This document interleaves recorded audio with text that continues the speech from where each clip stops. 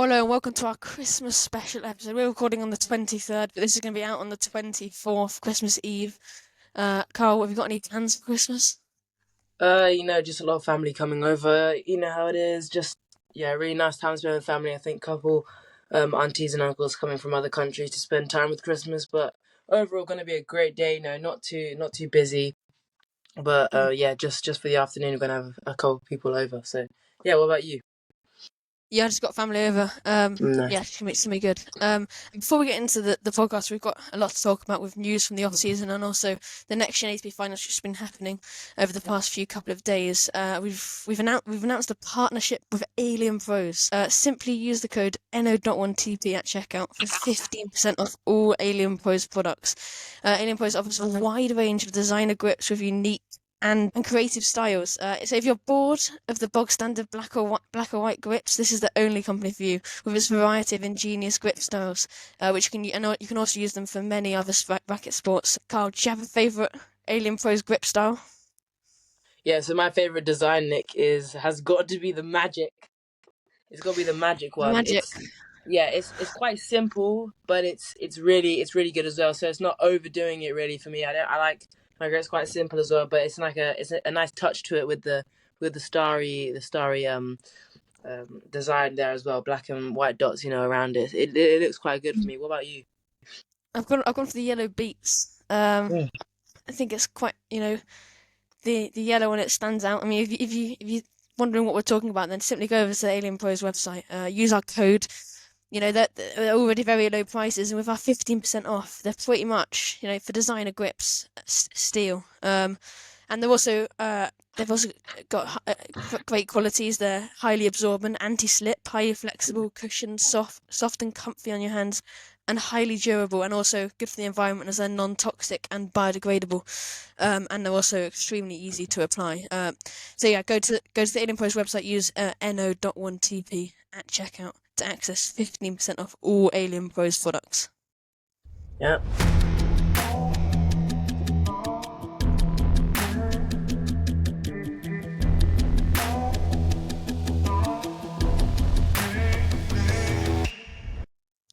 Okay, and before we get into all of the next gen and the other stuff that's happened, we should start with the news that Djokovic has announced that he will be in Brisbane at the start of the year, playing in the 250 over in Australia.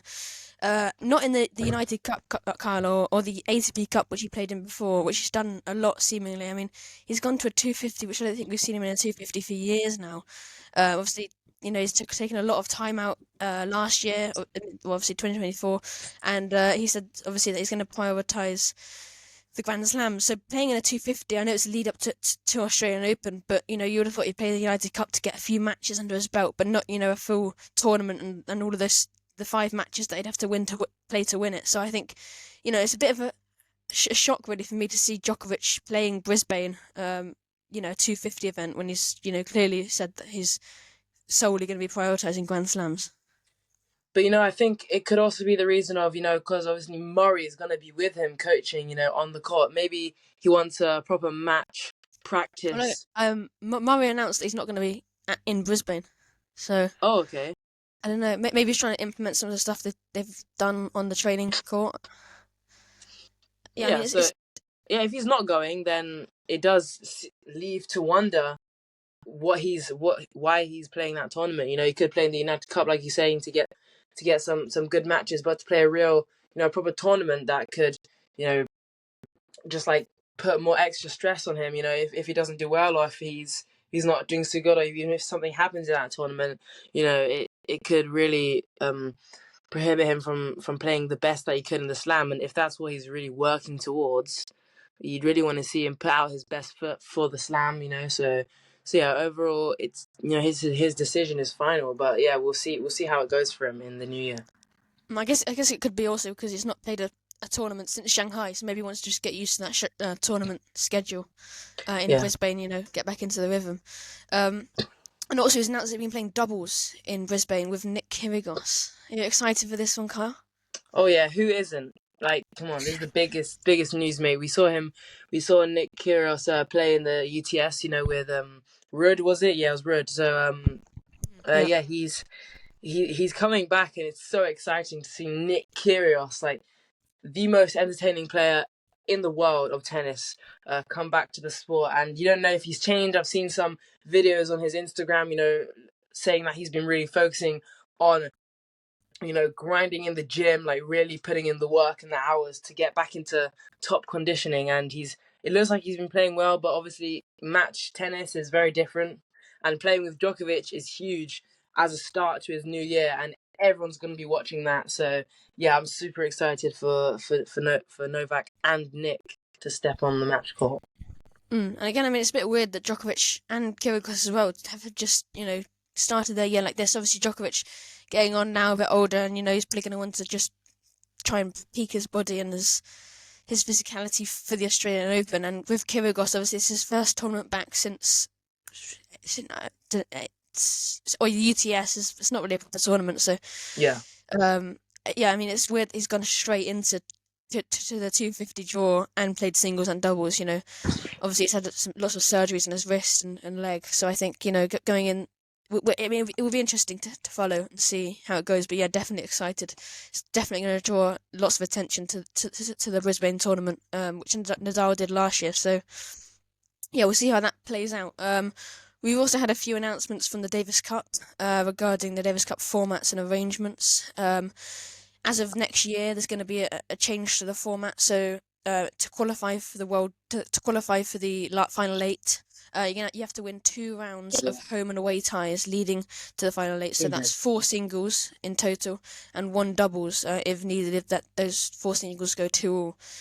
So instead of obviously all countries going 4 countries going to a host nation like we saw last year. Obviously there was one in Manchester, where the 4 countries will be playing and 3 of them won't be playing in front of their home nation. Now it's going to be home and away ties, so probably going to be better atmosphere. Obviously there's always going to be a crowd supporting one of the sides, because obviously one of those sides is going to be where they're playing. So yeah, what do you think of this change to the Davis Cup format, Carl? Yeah, I think it's going to be very different. Obviously, it's quite a big change, because moving the whole setup of the tournament, for each home and away country. I'm not too sure if it'll make too much of a difference, because maybe, yeah, to be fair, the audience and crowd does play a big part in tennis as a whole. But yeah, I think it's still down to the players and how they play and how good they are on the day and just in their career. But yeah, I think that those changes, it could be really big, especially for the first time they do it, because there's going to have a lot of hype around it. It's going to be very different, especially if a country has never hosted before, or if it's a country who has a lot of supporters compared to one that's not. It could change the whole Davis Cup. You might see a country who hasn't got many supporters, and they get left behind compared to somewhere like America, where they've got so many supporters, or even Italy right now, how they've got so many good players up there. So yeah, it could definitely be more interesting, and probably a lot better to watch as well, because us as fans who are watching on TV, it's better to see the crowd getting engaged and really cheering and all this stuff. So yeah, I think with the bigger atmosphere from country to country, it would be a lot better to watch as well, personally. And also a change to the final eight. Instead of being in Malaga, which has been for the last few years now, it's going to be changed to November in Bologna in Italy until 2027, where 7 qualifiers from the home and away ties are going to be playing, and 1 wild card. So yeah, I mean, it seems fitting that Italy are going to be taking this place in the calendar. Kyle, obviously they've won it 2 years in a row, and they are the dominant country, really. So yeah, I think that's a good place to stage it. I mean, obviously they are probably at the moment the best forces in tennis. Yeah, it's not really arguable. So it's quite obvious that they've obviously won it 2 years in a row. Sinner's got an absolutely incredible streak this year, and hopefully going into the next, because yeah, so many good players for Italy, and definitely deservedly them to host the finals of the Davis Cup there. So yeah, good from them. Yeah, we've also had news that dropped this morning with Max Purcell. He's been provisionally suspended after admitting a breach of anti-doping rules.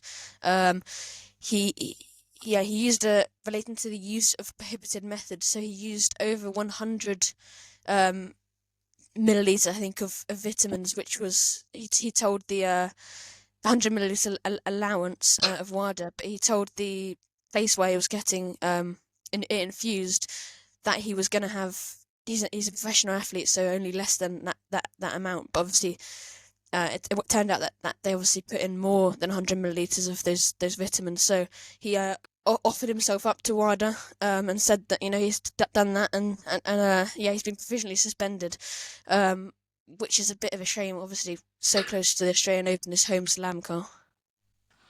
Yeah, this just adds to the point of how there's so many factors in how much medical supplements you can take and you can use, and if it wasn't your fault, if it was your fault. There's so many things. Like someone like him, he's not as known as Sinner comparison.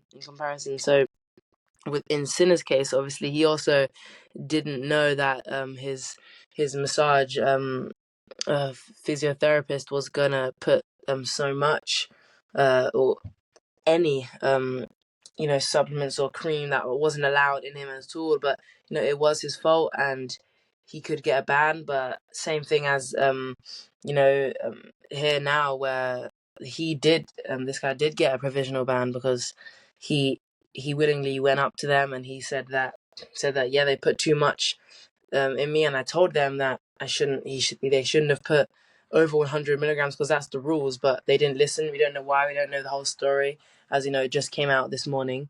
But yeah, we'll keep looking into that because it's quite big overall compared to everything that's happened in this 2024 season. Yes, we don't know if he's going to be missing Australia. It's undecided yet, so yeah, we'll keep you informed on that. Yeah, should we move on to the Next Gen Finals? We've had the qualifiers from the blue group, Fonseca and Lerner Tien, and from the red group, Mikkelsen and Luca Van Assche. The semi-finals taking place yesterday were between Fonseca, who beat Van Assche, and Tien, who beat Mikkelsen, and then obviously Fonseca yesterday in the final beat Tien in a good match. I mean, for me, Carl, the most surprising thing of this tournament is that both Fils and Mensik have failed to qualify, after, I mean, Mensik, I mean, Fils more so, obviously surprising. I think surprising that Fils has actually played. But yeah, I think he probably should have won it last year. I think he's probably gone there thinking, I need to win this. It's something that he needs to tick off. You've seen Alcaraz win it, we've seen Sinner win it. The previous winners of this tournament are so great, and I think Fils probably wanted to get his name in that, and obviously, it didn't happen. But the other players in this tournament did play well, Carl, and the future of tennis is looking good. Oh yeah, definitely. A lot of good upcoming players like Fonseca. He won his group stages 3-0.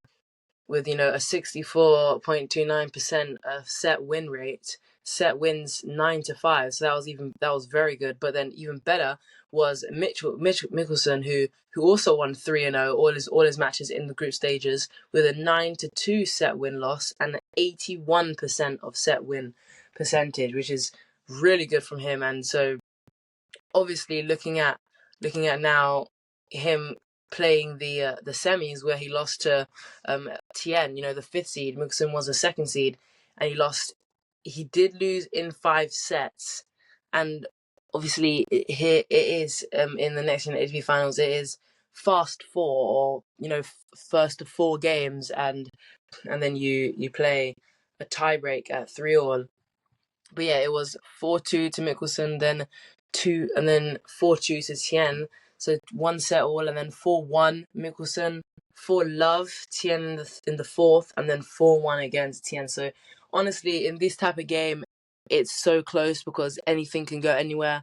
Anyone can win or lose a game. It's so erratic because it's not really consistent, games and sets. If it was going up to 6, you'd need like 2 breaks and the game could be over. Right now here you need 1 early one at the beginning of the match, and if you can't break back or something like this, it's the set's already gone. You don't really have much time to get into the match, which is the same with Fonseca, who did win the tournament, who beat Van Ash 4-2, 4-2, 4-1. So just blowing him off the court, straight 3 sets. And then again, Fonseca beating Tien, 2-4, 4-3, 4-love, 4-2. So yeah, it can be really tough playing fast four, but overall he had a really good run here, and yeah, we can't wait to see what he produces in 2025 as well. Yeah, Tien and Mickelson, like you say, in that semi-final, both coached by the same person. So yeah, I think obviously good friends as well. So that was a good clash to see, and also, um, yeah, I mean the fact that Fonseca won it, obviously being 19 at the time, he's the one of the 3 players to have won the Next Gen Finals at the age of 19, putting himself in the group with Yannick Sinner and 18, putting himself in the group with Yannick Sinner and Carlos Alcaraz, the only 3 18-year-olds to win the title, and doing it as the number 8 seed, Carl. Do you think there's big things for Fonseca? I mean, obviously he's got a very explosive game style. He's good on clay, and with obviously here he's good on hard too. And yeah, obviously he's good under pressure. You have to be good under pressure to win fast four matches. Obviously, deciding sudden death juice. So yeah, I think is he a future Sinner or Alcaraz, Carl? Yeah, to be honest, he's definitely got that level. A lot of potential inside of him.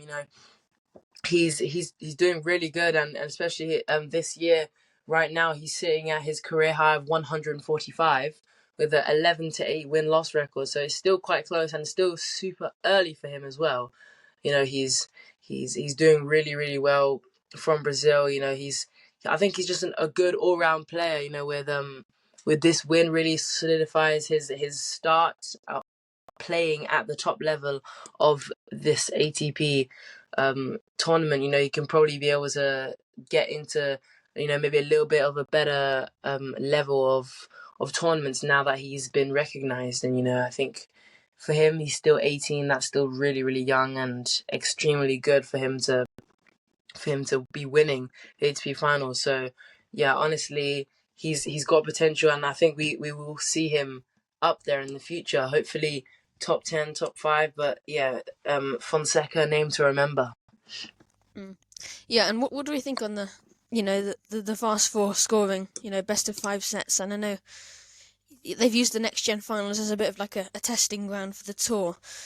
But obviously I know we don't really like fast four ourselves. Yeah.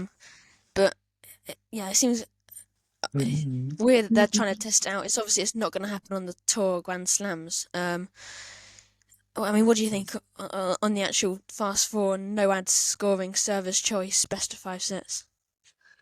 Yeah, I don't know. It just doesn't seem professional to me. It's Mm. always been sets to 6, and doing it in this tournament, I know it's still like the basic, of ATP, this tournament being the next gen finals. It's like the next generation. Maybe they're trying to look at something new to do. But if I'm being honest, yeah, we don't like fast four. You can't really, as I said, you can't really get into the match if you've been broken early or something. You've lost the set and another 3 sets. Obviously, this is a bit of a different scenario because it's first to 3 sets. Usually, we do at our level under 18s or our age group, we would do first to 2 sets. So it's a little bit of a difference. But yeah, I think it's still not the best. Honestly, it's not the best strategy to use and scoring system. I wouldn't personally like playing in these tournaments if it was fast four, because I've been recognized as an ATP player, and now I'm playing tournaments back to where I'm playing a junior level. You'd think that once you get to an ATP level, you're playing with sets to 6, like proper level, good tennis. And even at the top of junior level right now, we see playing, in international tennis federation tournaments, ITF tournaments, you play sets to 6, normal. So for a next gen ATP final, I thought that it would be the same. A bit shocked when you first see that they were doing fast four, but yeah, I think they should change it honestly back to 2 sets to 6, like a normal ATP 250, 500, or 1000. That's just my opinion, honestly. And what do you think of the other scoring and actual format changes? Obviously the changeovers they've done. There's no changeover after the first game, so at the first start of each set, you stay on the same end for 3 games. 90 seconds to sit down in between sets, instead of the 120 seconds. That's 3 minutes. And 8 seconds between first and second serve. You missed that first serve, and 15 seconds between points if the previous point was less than 3 shots, and it's normal if it was over 3 shots, 25 seconds. What do you think of that changes to the to the time allowed between points and the changeovers? I mean, also it does speed up the matches. It gives you more time to. It gives the fans, it makes it more interactive for the fans, but that could be tough on players if they're having to turn around so quickly after a grueling point or a grueling game, and they've not even got time to change ends. They've got another game straight away. I mean, obviously it is fast four, so it's sudden death juice, but do you think that's a rule that's a change that you'd like to see on the tour, or something that's just gonna have to stick with the next gen finals? No, don't put it on the tour. No, honestly, I don't think that should be on the tour because I I agree maybe that just for this tournament they're trying something different. They want to do something new for the next gen. Putting them under an even tougher scenario that the pros of the ATP 250, 500, 1000, even slams would go through, just to get them ready so the slams can feel maybe even easier, less stress. Because if the next gen is doing this, imagine what the the slams would be like. Hopefully, it'll be easier than what they're going through now with this extremely fast gameplay. With games and points even. But honestly, I don't think they should be doing this in proper tournament. In not You can't say this is not a proper tournament. It's a huge tournament. But in slams and high level ATP tournaments, I don't think that they should incorporate the changeovers and sit downs, because you got to give some respect to the players as well. At the end of the day, they're the ones that are making the crowds. They're the ones that are playing the sport. They're the ones that are engaging everyone. So if you're making them switch sides and take less time in between points, the levels are going to drop significantly faster than if you gave them time to do what they need to do in between points. Like, they're not going to take the mick out of it. They're not going to be stupid and and take 30, 40 seconds in between points, and to serve. So overall, I think they should really keep with what they're doing, because I think everyone's used to it by now. And yeah, once you get used to playing at the tour level, you don't want it to change just like that, just because of Mm. the next gen. Honestly. Yeah, no, I agree. I think that's going to be physically very tough, especially if they add it onto tour level where you've got sets to six, and obviously if Grand Slams, if you're playing best of 5 sets. So yeah, I think that's going to be very tough on the players if they add that in. But it's something that they are moving towards. I think, obviously they've been much more. We saw it with Tiafoe and Shanghai and lots of other players. That they've been much more stringent, and much more strict on the time between points, time between serves, and changeover times. So yeah, it's going to be interesting, to see whether they add in some of those changes to the game. Um, Obviously we've also got they've also adapted the rules so there's no lets on serves. I mean, I kind of get why they're trying to test this out, Carl, because if you hit a shot in a normal point, a normal ground stroke, and it hits the net, and then it goes over, you play on, and then I understand why some people, that watch tennis are thinking, why not just do that for the serve? It adds in a bit of surprise and adds in, you're just changing it for the serve. Adds in a bit of that element of, unknown. They're always guessing that's the returner. It could add in a bit more, you know, shock to the game. What do you think? Yeah, to be fair, they're already doing it in ITF juniors as well. Some of the tournaments I play, Tennis Europe, yeah. even tennis Europes as well. Yeah, they're doing it in a lot of junior events. 14s, 16s, 18s, and at the higher level of that. So if you get used to it, I think it can be a help, obviously, and it can also be your downfall, because if something like that happened to you on a game point or a set point or something, it could be extremely annoying. But if you do that to someone, then you feel like, oh, I'm really lucky. Like, look at that. So, overall, I think that I wouldn't really mind it. I think if they changed it, it's not the biggest change. I still think that if they were to change the the amount of rest they get, that would be a bigger surprise, a bigger change for me, to deal with, for all the players really to deal with, than a let, than playing lets, because it's something that, if you're extremely on it, you can get lets, but maybe even at the highest level where serves are coming down at 130, 140. I think that honestly, it's really going to be quite hard to get to the balls when they're really low and really short, as because you're anticipating a 130 mile an hour serve, and you get like a 20-mile-an-hour shot, and you're just running for it. But then, Yeah. people do that with underarm serves. It comes super slow, and you got to deal with it, and you got to quickly use your reflexes to run for it. So yeah, just adds more surprise. People might think it's not the elegant way of tennis. It's not the gentlemanly way where if you have a lucky shot, you got to replay it. But it happens in the point, so it can happen in the serve. You underarm in a point, you can underarm in a serve, you can trick shot in a point, you can trick shot on a serve. So these things need to get talked about and maybe re rethought about, overall, because yeah, I think overall, it would make the game a lot more exciting if you could incorporate these things like let's count and stuff. I think it could also make for some very entertaining points, and I think it's Mm. also not one that's going to change the whole game of tennis. Not one that's going to ruin the traditions of tennis. It's Yeah, one that's exactly. it's not going to be like fast forward, changing the whole score, changing the whole sport really. But it's just a minor thing that could also attract more engagement in the sport from a younger fan base. And yeah, I think it's not a bad idea if the tours were going to add in that rule.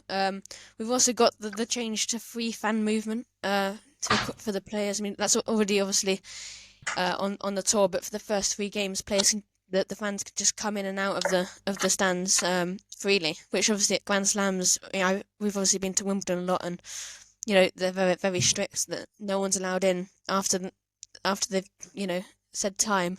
Um, so yeah, what do you think of the free fan movement for the first three games? So fans can just move around the whole time. They don't have to be quiet. They can be talking the whole time. And you can hear when you're watching it just a humming of noise the whole time. What do you think on this? The fans being allowed to be much more, in the stands, being, much more left to their own devices and allowed to, be talking, the whole time. What do you think on this, free fan movement? Yeah, I think it could be really good, because it could make a lot more entertainment as well. It's just more, maybe just trying to be more exciting with the game, getting more support, getting a bigger fan base, because if someone comes and starts shouting in between the point, it's a highlight. If someone says something to the players like, I want to marry you, or it's a highlight. It gets screened, gets put on tennis TV. Like, it's something fun. So if there could be more talking and more, overall, people going to the game, I think that would be good for tennis as a sport overall, instead of just the people who just want to sit there quietly enjoy some tennis. I think because it's a bit of both. For the first three games, you can get rowdy, you can get support, you can get all up in there, and then once the match starts to get really heated and start getting in there, people usually say, you got to try and warm up to it, or start at the very top. You can feel your way into the match and feel how the opponent's playing and stuff for the first few games. So if the crowd makes so much noise and stuff, maybe it wouldn't matter as much. But then after that, once the game starts to get more exciting and more interesting, then they calm down, and then it's cheering after the point finishes and all that stuff. So yeah, overall, I also don't think that would make too much of a difference. It would just be the slightest bit of, I don't know how the players might react to that, because obviously we don't really get that. At the ATP level, you have fans watching and paying to come watch tennis. So if you hear someone screaming in the background, maybe it might not be as enjoyable, and maybe the players might also find it not as enjoyable. There's two different sides to it. But overall, I really don't think it'll make too much of a difference. But we'll have to see overall what they think about it once it actually happens, gets input. And also lower umpire chairs. I think this one's just it's not going to affect the game at all, and obviously it's going to help the fans a lot. See, it is annoying if you've got a seat close to the court, but obviously then the umpire chair's blocking the view of the half the court. So yeah, that's a thing that I think should be implemented on the tours. Yeah, And obviously another thing which is very useful for the players in particular, and something that isn't going to affect many people that are watching or anyone really, is that players are allowed to wear wearables in the Next Gen Finals. So that would be like catapults, heart monitors, or general monitors of performance. Unlike the tours, so players are allowed to see their physical performance and their stress responses on the in the particular situations on the match. So yeah, I think that's obviously very useful for players, and I think it's something that I personally think could be very beneficial to moving the game forwards, and moving players' games forwards, which obviously could be game changers for players that are on the tour. So yeah, what do you think of players being allowed to wear heart monitors and wearables on court? yeah, I think it would be better because all that data and analytics. Instead of someone spending 100 hours trying to look at the data of a player, you can just have a heart monitor. You can assess the data there. It'll be a lot easier to look through, and then for the coaches and players to see how their players are doing and how they're doing overall.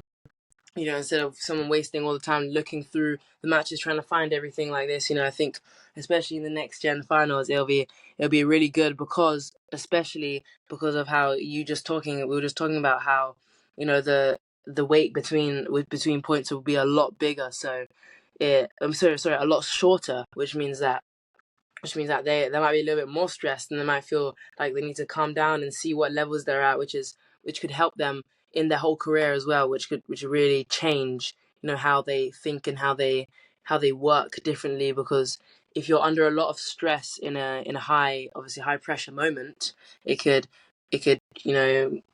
go on to you being a lot stressful if you're in a slam of a match, a set tiebreak in the third or fourth set. But yeah, overall I think it's really beneficial. And again, just something small about the umpire chairs.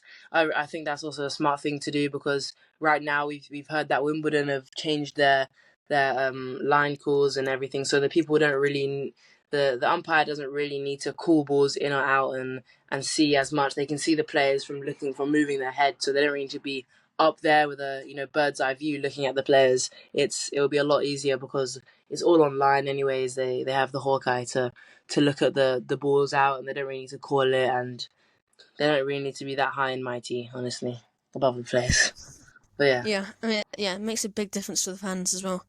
yeah, Um, Yeah, like you were talking about analytics, data analytics. The coaches that are courtside for the players are allowed in-match analytics. So they've got like iPods on court, and they're allowed to relay that information on court mid-match to the players. That obviously they're getting fed information from that match the players currently in. What they're doing, their patterns, their tendencies, and obviously then that they can implement that immediately on court to their players. They're oh they're yeah, being fed that immediately. I think this is something I probably wouldn't want to see on court. It's going to change matches drastically. If a player's, obviously if a player's on court and they've, one player's found something in their opponent's game, and then the coach tells them what it is. If they because that data's pivotal in finding it. I think that could probably change the course of the match. oh So I yeah. think it's a good thing for coaches to have off court, but I think it's essential off court, but I think on court maybe it's I don't know what your thoughts on in match analytics to players mid match. Yeah, that's probably a big change as well. But Nick, are they still implementing the rule that play coaches in 2025 on the ATP tour are allowed to talk to the Yeah, players? yeah. So they can still do it on tour, and also that now they can also do it at Grand Slams. So yeah, they can talk to their players, but obviously they're not Okay, yeah. being So that not they're not being fed this data, which they are here in the next gen. Okay, yeah, so that does make a big difference because they can see the data from what's going on and then go and tell the player in the match. So, Mm. yeah, I think usually I would say, people say in juniors where it's not allowed, and I mean in the past where it's not been allowed, you you're just supposed to let them deal with it, and the coach just stays there with support, treating them like a puppy, just saying keep going, well done, really good, just keep going, energy and all that stuff. So I think that if now the coaches are literally coaching them in the middle of a match, it really does change the whole sport, honestly. It doesn't really leave the players to figure it out on their own, and a player that ultimately shouldn't win the match might end up winning the match, or the person who's winning the match might not think that there's anything wrong that he needs to change or there's anything that he needs to change, but then the person who's losing can go to his coach and say, "What's my data say? What does the data say? What am I doing wrong?" And then he finds it, he changes it, and the match is totally different.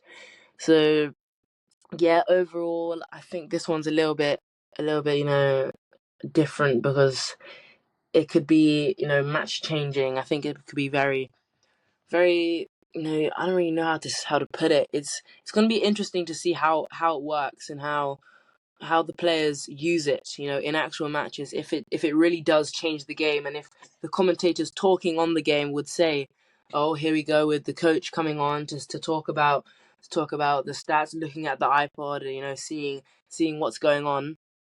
Yeah, I think it could change the sport for maybe the worse. I don't know. What do you think?